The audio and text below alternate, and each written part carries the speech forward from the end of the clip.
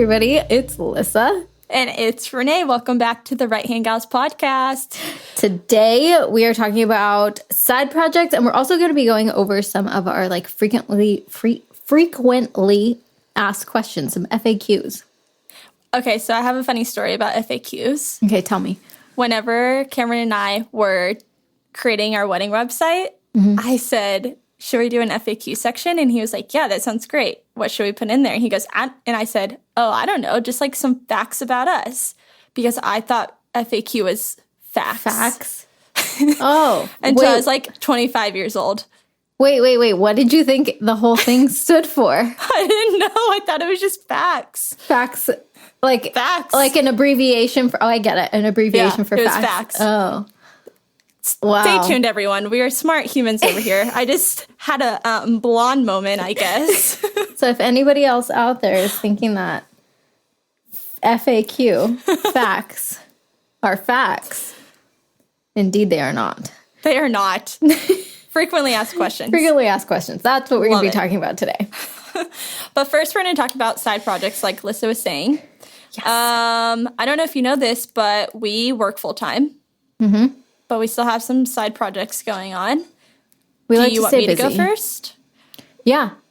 Okay. Tell me what you do to stay busy, Renee. Oh, well, besides working full-time, I do consulting on the side for business consulting. Mm-hmm. So you can hire me. I can help you with LTK things. I can help you with business prep. I can help you with anything, really. If you want to go over some problem solving skills, I have pretty good at problem solving, which is what I've kind of been noticing lately. Not everyone has problem solving skills. Oh, definitely. Cameron and I were reading about our Enneagram last night. Have you read anything about yours? Okay, yes, but I don't think I am currently the same Enneagram that I originally tested for, if that makes sense. Okay. What were you originally? I was a 2-wing 3. Okay. And I don't think I am anymore. I think I'm the loyal one, which I don't know which one that is. 6 or 9 or 8. Ooh, I don't really. You're Obviously, not an 8. I need to do it again. I only know my own, typical, and Cameron's. Yeah. And because I'm not super into the Enneagram, but I don't know. I love personality tests and all of that stuff. So we were reading about it last night, and I was like, well, doesn't everyone just have common sense? Because that's one of the big things about an 8. And Cameron was like, no, not everyone has this. No. Which is so interesting to me. Yeah. I always thought, whenever you're younger and you watch a TV show, for me, it was Devil Wears Prada. Mm-hmm. I loved The Devil Wears Prada. I wanted that life. I was obsessed with Meryl Streep. I mean, I still am. Anna Wintour. But Meryl Streep in that movie was stunning. Yeah. And I was always I want that life. I want to work in that life. And my mom was always like, you are insane. No one wants to work in that life. And I was I want to work in that life. Who watched that and thought, yes, that's the life I want? This is my dream job. I want to be stressed out. Yeah. And in a way, that's kind of what I chose to do, working in influencer marketing. Sometimes that's how I feel. Yeah. But yeah, it was kind of a aha moment last night where I was like, doesn't everyone think this way? Doesn't everyone think about all the ways you can solve a problem in your head? Definitely not. Well, I'm with you. Anyone else that is like that, I'm with you. We're 8s. 8s and proud. I mean, I'm not an 8, clearly, but I like to solve problems. Yeah.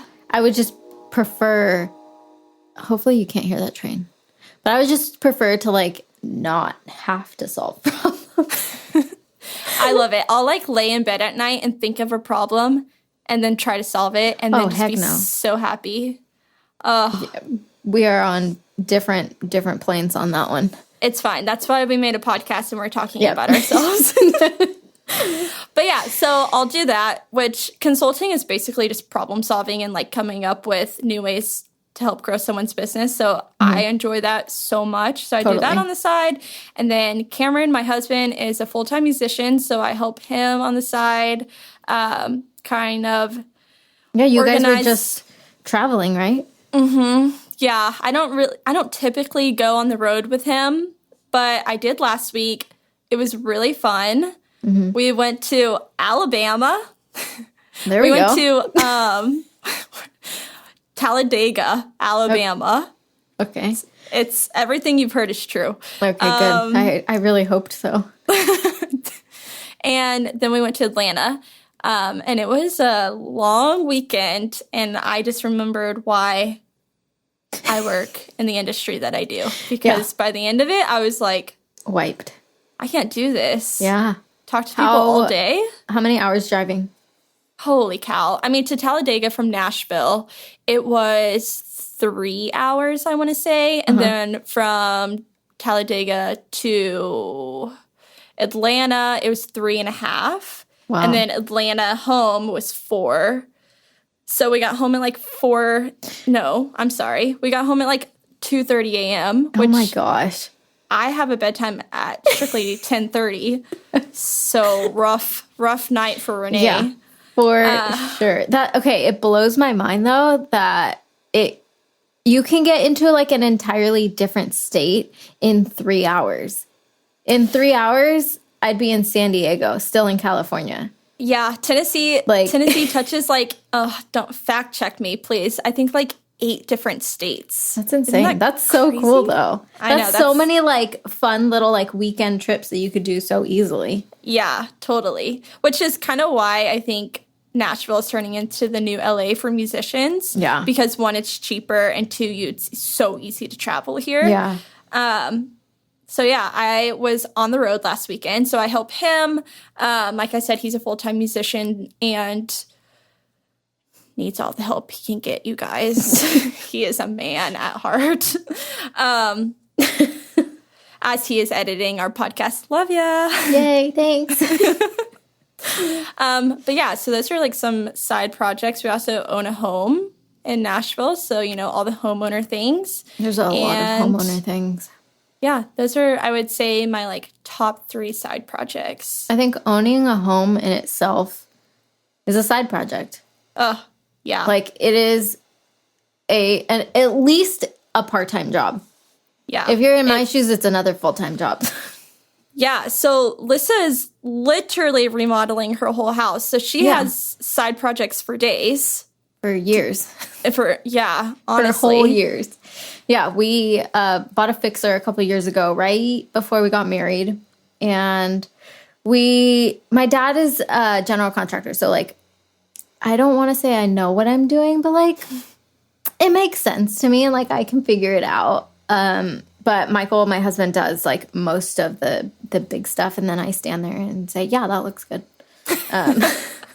I pick paint colors. And, no, I can do some stuff. But my goal this year is to really dive deeper into like learning how to use power tools and like actually being able to do more of it myself, because we have so many projects that it's too much to like just leave it all on Michael's shoulders. Like I want to be able to do it too. So we have a lot of like really big projects coming up, but that requires a little bit of a budget. So we're not there yet. We have to totally gut both of our bathrooms. And then we're going to be adding a laundry room and another bathroom. So we'll have 3 bathrooms, which will be nice. But those are all big projects. So right now we're kind of just doing the smaller projects, kind of wall treatments and things like that to make it like a little bit more personal. It was such a like vanilla box when we bought it. So we're adding fun stuff like that. And then I'm like sharing all of it on Instagram. I'm kind of using my own Instagram as like a test of all the things that we're learning, all the things that we kind of use as like different strategies through work. Yeah, and applying it to my Instagram. So it's a really good way for me to just like test different things, see how it works, and then, take it to my clients and be like, hey, we should try this or whatever it is. So it's a lot of fun. Totally. I mean, honestly, that's such like a millennial thing too. Like, I feel like everyone is just trying to, buying fixer-uppers and fixing them up and doing all of that. And you feel so alone. And thank God for social media. Like, you're brave enough to share your progress. Me, I'm like not even talking on my Instagram. I'm like, hey, everyone. I've met so many other like couples and just like other girls who are going through like the same situation, renovating their house. And it's so nice to be able to talk to people who are doing the same thing and like having some of the same struggles as you, whether it's like picking one out of 50 million green paints or like learning how to make the proper cut, whatever it is. So it's really fun because it's so different than what we do in our day to day that it allows me to still do something creative and fun and that I feel comfortable doing because we've been in this industry for a while. But it's enough that I feel like this is my own thing separate from work. So yeah, that's where I spend my free time. That's so nice. I mean, I think that's kind of why we started the podcast too, because we both wanted something that was like ours and we could build our own community. I mean, as much as it's like so fun to work behind the scenes and help the people we work with, at the end of the day, like it's theirs. And it's kind of nice to know that this is ours and people can come to us and ask questions if they want. And I don't know, it's just so cool. I think about it, I'm just like, oh, how fun that we get to do this. I think it's so cool because I know that people are curious about what we do and need help going after whatever it is in the industry that they want, whether it's a role similar to ours or working for an agency or whatever it is. So I'm so excited that we're able to like shed a little bit of light, a little bit of knowledge on that whole world. Yeah. Well, kind of moving on from that, one like frequently asked question that we get is, how did we get into this role? And how did we get into the industry? Do you want to share like a little about yours? I know we already talked about this, or we're going to talk about it in an episode. Yeah, so we'll link that episode below in our show notes. But really quickly, just the way that I got into this role. Rewind. Back, I'm trying to think. It wasn't this role, but the way I got into the industry was 3.5 years ago. I saw a job posting on Indeed, and an influencer in my area was looking for a personal assistant, and I was working at the time in fitness and management, and also for my dad's company. And I wanted a full-time job because I couldn't keep going at the rate that I was going with I had two different jobs in fitness and my dad's work, and it was just like I was going to get burnt out, and I wanted to find something secure before that happened.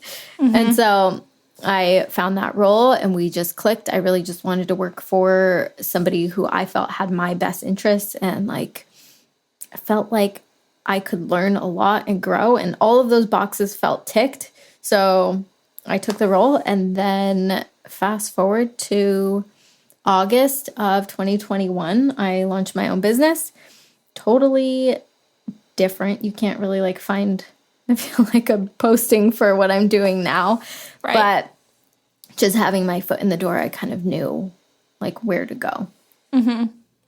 Yeah, that's kind of not similar. I don't know where I was going with that. Not at all. Tell me how you found your role.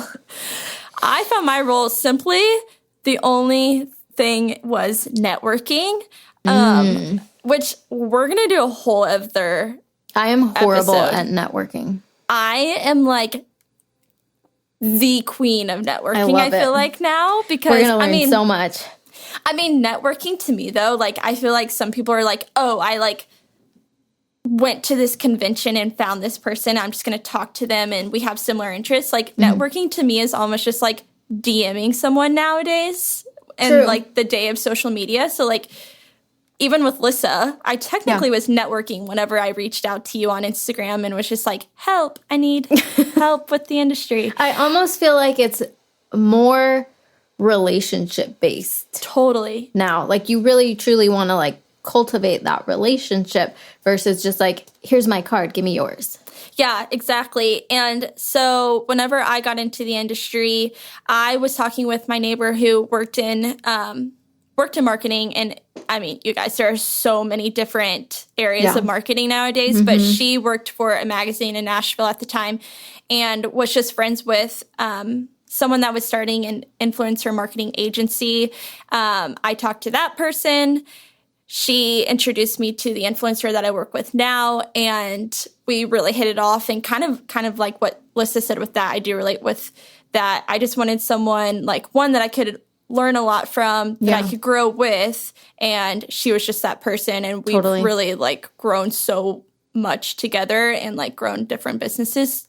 So that's kind of how I got into the industry. But networking is so important. I like take it to my grave where it's just like, just put yourself out there. Yeah. I mean, with Lyssa, so whenever I was approached by this influencer to potentially start working with her, I had no idea what influencer marketing was.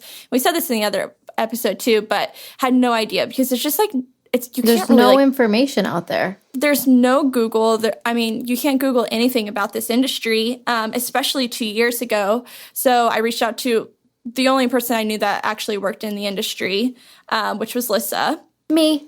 Bless her. And sent her a DM, and that's networking in my book. Just got to put yourself out there, and if they think you sound dumb, doesn't matter. You don't.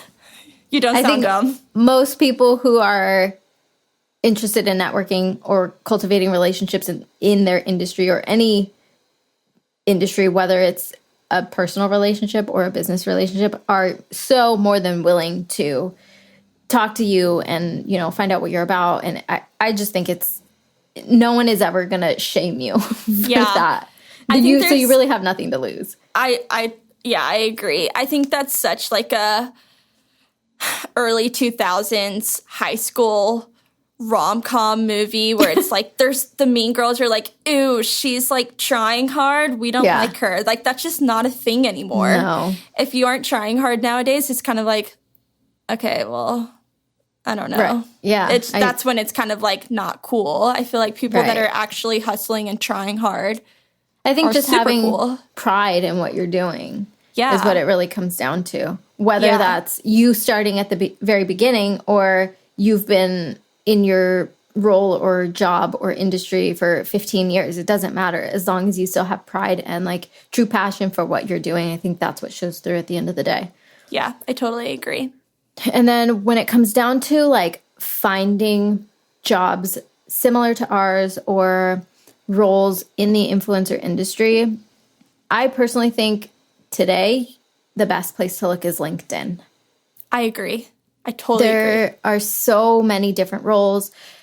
I personally think your like best bet is to be going into an agency or a brand on the influencer marketing side, just because there are going to be way more roles available than a role like Renee's or mine where you're like one-on-one with the influencer. Yes, those roles are out there.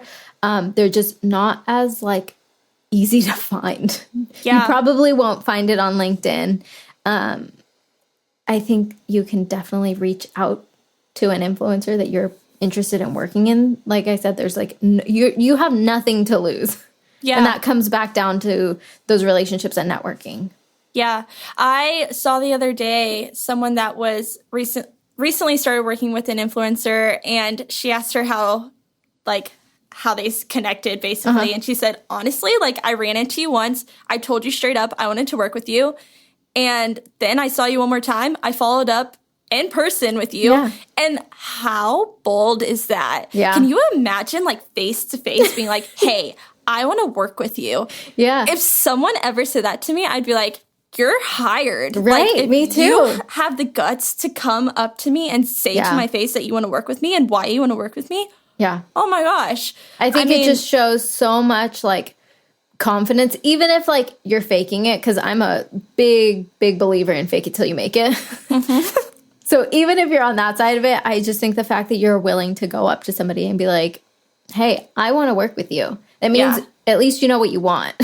Yeah. I mean, it's kind of the same in an interview when someone asks you, like, why do you want to work with us? Right. Obviously, before that interview, you, like, research the heck out of that company and you have, like, a glorious answer. Yeah.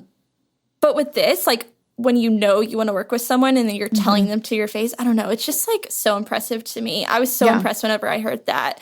But I totally agree. LinkedIn. Yeah, I do think if you're going after a role directly with an influencer, it's really important to not come at it as a fan entirely. Yes, you do need to be a fan of what they're doing, 100%. Don't get me wrong on that. But I think it's pretty apparent when someone just wants to work with an influencer because they're an influencer. Yeah. It's super clear, too, when someone wants to work with them because they respect their business. Mm-hmm. And hopefully, if you're listening to this podcast, you're already somebody who respects the industry and the business. So that's just something to keep in mind. I think it's pretty easy to kind of figure out where you land, and you can absolutely be a fan and not work in this industry. I think that's probably the best because you get to keep what it is that you love about it, and it doesn't become a job. There are downsides to every single job. Mm-hmm. And if it's something that you love, I would hate for you to get into a role to later then have any kind of resentment or regret about it. Yeah. Yeah, that was really well said. I agree with everything you just said. Thanks. Lyssa just dropped something. Scared her a little. I dropped my phone and I was like, oh, okay, ruin that. No. No, that was really good. My train of thought is totally gone because I'm more concerned about your phone. No, it's fine. It's good. It's fine. But with that being said, I feel like I still follow influencers and I'm still me too. Deeply fans of them. Yeah. I think we should kind of explain that more. Obviously, I work for an influencer, and to be transparent, I didn't even follow her before I started working with her because I knew who she was, but I wasn't. I think I followed 3 people at the time, so it was not. It wasn't. I wasn't really into influencers at the time, but now that especially now since I work behind the scenes in the industry, I feel like I have so many people that I'd be so stoked to meet or have a conversation with. Yeah. So it's not don't be a fan of influencers. It's more of just remember this is a business and it's still a job. Yeah. And these are just regular people. Yeah. They're, not Taylor Swift over here. No. But Taylor Swift is also running a business. Yeah, that's true. You know what I mean? That's true. Okay, so another frequently asked question. Will you say it? Yeah. Okay, so going on to our next frequently asked question. People always ask, what do we do? And what is a typical day, or what does our schedule look like? I mean, how do we bundle this up? This question, immediately my heart started racing. Same. I'm oh, okay, how do I explain this? It's not a normal job, you guys. No. We're fully aware that this is not a normal job. Christmas around my family, explaining what I do is the worst part. It's so hard to explain what we do. It's really hard. But I think it really depends on the week, for myself. I'm really into organizing, taking notes, making lists, and I know Lyssa is too. So on Mondays, I try to have 1 hour to myself where I think about my week, everything that I have to do. I make graphics for to know it. I look and see if there's any sales. I have a team meeting with everyone on our team, and we talk about our goals for the week. We'll talk about content ideas of what we have going on. Right now, we're trying to get into YouTube, so we have those meetings once a week. We have our agency meeting every other week now. So it's a lot of planning and then just do it. Yep. And assisting in a way. Obviously, we are just making sure that everything is packaged up and ready to go so the creator can do her thing and create. And so that's what I spend a lot of my time diffusing some fires if anything crazy happens. But does that even answer the question of what we do? I don't know that we can I don't know if we can answer it in the best detail, because please keep in mind that Renee and I both have NDAs in place. So we'll be giving you as much information as we can without breaching our contracts in any way. Yeah. But I think that answered it pretty well. Every week is really going to vary. Every day is going to vary. Yeah. And then I notice really the biggest change by quarter. Quarter one is always a little bit slower. Quarter four is always insane. Yeah. Quarter four is my favorite. I love how busy it is. I like that there's so much to do. I like a little bit of like, when I say little, I mean very little, a little bit of chaos. But it keeps things interesting and it keeps me busy. So I feel like I'm more productive because there's so much to do. Don't ask me that in quarter four. I'll probably disagree and say that I'm highly unproductive. Really fast, will you just explain like what Q1, quarter one through quarter four like means, just in case someone doesn't know? So the year is broken down into quarters, same as like, I don't know, taxes, right? Taxes are broken up into quarters. Oh, don't ask me that. I don't do my taxes. I think that's like common knowledge, but like January through March is quarter one, April through whatever the next 3 months. So it's broken down in 3 months like that. Yeah. And typically a brand's fiscal year starts in January. Am I correct? Yeah. I'm pretty sure, yeah. And so they're allocating their budget in January, which means they don't always have a huge budget for campaigns. They reserve a large amount of their budget for Q4, which is holiday. That's when holiday sets are coming out, holiday promos, Black Friday, all of that stuff. So there's a lot more budget, which means there's a lot more campaigns going on. There are a lot more sales. There's just a lot more going on in the industry. So that's why quarter four is so insane. Quarter two and quarter three are like pretty, I don't want to say mellow, but like they pick up more than quarter one. And it's pretty easy to manage. Yeah. I mean, really depending on like who you work for too. Totally. But I would say for us, it's more tame compared to quarter four. And I think that's why we're just like, oh, this is easy. Because once, honestly, September on hits, we're just like holiday mode. Christmas music is playing. Like, we are really going for it. Which just means that we're like assisting and putting out those fires and organizing and seeing what. There's a lot of communication. So much communication. That's like definitely key with this industry, actually with this job in general. So much communication, emails, texts, calls, meetings, you name it, Zooms. Yes. FaceTime calls, all of it.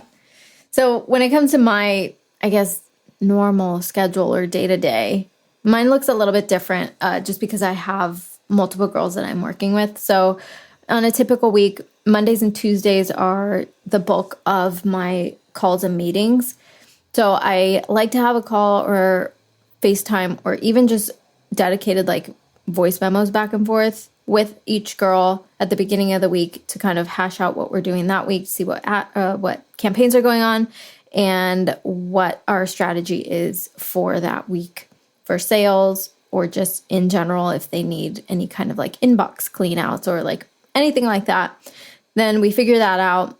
And then during the week, I usually have one agency meeting. I'm trying to remember, one or two, I think, during the week. And then the rest of the week is kind of just filled in with whatever pops up that we didn't go through in our meetings that needs to get done. Fridays, I also have a couple of calls and we go over like the week that's coming. And that's usually how it goes. But at the same time, sometimes I work at night and sometimes I work on the weekend. I kind of feel like I have an open door policy with all of my girls. And I have always told them from the start, whatever you need, whenever, text me. Because I will 99% of the time say yes and get it done. Unless I'm like physically not able because I'm not at home or something. But I try and always get everything done regardless of the day or the time. Yeah, that's a really good point because I think other people have asked in the past, like, is it a Monday through Friday 9 to 5 job? And some weeks I want to say, yeah, it totally is. but some weeks it's just not. Yeah, it's not. And that's just kind of the lifestyle and really what we chose for ourselves. Yeah. You've said this in the past, and I've always really resonated with it, is we are working this hard right now because in 10 years or 5 to 10 years, like, we don't want to work this hard. So right now, like, yeah, we're totally hustling.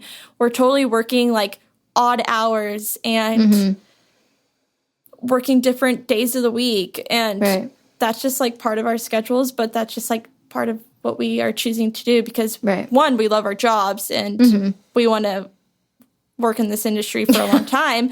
But two, because like we're young and we can right now. So if you like that and you think that way too, I think that can be a really like special and like exciting thing for you to hear because I don't know, anyone wants to hear like, oh, if I work hard enough, I can succeed in an industry. And I think I totally agree. And maybe you don't agree, but like, I think if you work really hard in this industry,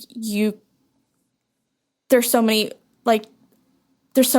things that you could do in it. Yeah, there's so many opportunities. I also don't think that you should feel discouraged if that isn't what you want. We're not here to like try and like say that the only way to get what you want is to hustle so hard and like girl boss it up and like 24/7. Like, no.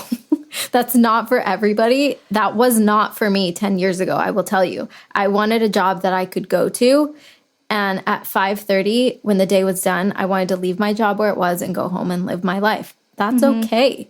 I just decided a few years ago that maybe I wanted to try something different.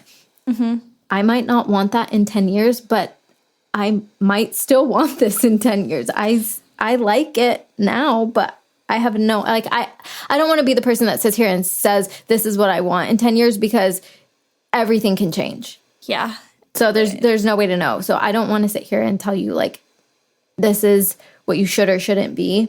Like Renee said, it's not for everybody.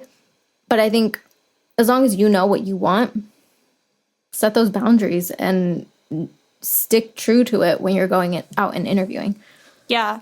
And that doesn't mean that every job in this industry is like that too. Like we have very like personal jobs, but I want to say like, and maybe you disagree or maybe you have more insight with this. If you work on the agency side, for the most part, it is mostly Monday through Friday. Totally. Yeah. I think so too. So and we should honestly dig more into like what that even means, like on the agency side. Yeah. Because I'm sure not a lot of people know about that, but there are definitely ways to work in the industry and still work like the Monday through Friday. I mean, I know the agency that I'm thinking of right now, and it's called Of Note. It's in Nashville. And I've worked with them a few times. I know the girls there, they work their butts off. They're like constantly like emails, pitching, all of that. And sometimes I'm like, do you sleep? Like, am I a slacker? And like, sometimes I'm like, oh my gosh, I don't do as much as they do. But then I'm like, oh, but they are like taking breaks and they have like their weekends. And so it just really looks different. Yeah, it's really whatever you make it. And I think it really depends on who you're working for too, because luckily I have an amazing boss who really encourages like a healthy work-life balance and will only reach out on the weekends like if absolutely needed. And which I'm so lucky to have that. Yeah. And not everyone's going to have that at the very beginning, but remember, it's not permanent. Like, no, you can work. And you're not stuck either. Like, don't ever look at it as like, oh, I'm going to grind and grind and grind, but then how am I going to get out? You can get out whenever. Yeah, I totally agree. I mean, I think that's really for any job, though. Like, everyone always thinks, like, oh, I'm stuck in this job. And it's like, well, you're not. Just go on LinkedIn, see who's hiring. Right. Even if you don't think you're qualified for the job, send in your resume anyways. It doesn't matter. And if they say no, they say no. And if they don't, like, congrats. Or you can take a giant leap of faith, risk it all, and start your own business like I did. Yeah. DM Lyssa for some tips. No, I mean, a big reason I did it was because I was actually looking for jobs within agencies because I wanted to explore that and see if something like that would be suited. And all the agencies that I spoke to were really encouraging of a work-life balance, which I was like, am I ready for that? Am I ready to like have evenings and weekends? And am I ready to have a healthy lifestyle?